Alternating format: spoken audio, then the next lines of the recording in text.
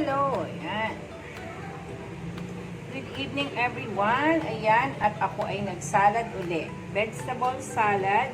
So, ito is itatabi ko lang sa rep. Hindi ko muna paghahalo-haluin kasi kukunti lang pala yung carrots. Now, ito yung aking i-dinner. Ayan po. Nilagyan ko lang siya ng tuna. Ayan. Tuna flakes. And then, hinalo-halo ko. So, ito nga, may binili akong Q-Pie roasted sesame. Try po natin kung ano ang lasa nito. Susubukan ko siya. So, lalagyan ko tong aking vegetable salad. And then, ito na nga. So, susubukan nating ilagay. At isi-share ko sa inyo kung anong lasa nito. So, ayan. Lalagyan ko rin siya ng paminta.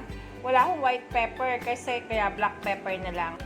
Lalagyan ko din siya ng mayonnaise. Ayan.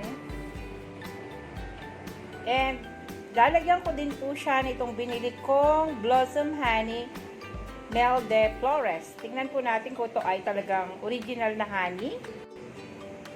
So, ayan po. Lalagyan po natin ng honey. And then, hahalu-haluin natin para mag-mix. Para kung anong lasa nitong aking tuna salad. Ayan. Titikman na natin kung ano ang lasa ng aking ginawang tuna salad. Ayan po siya, oh.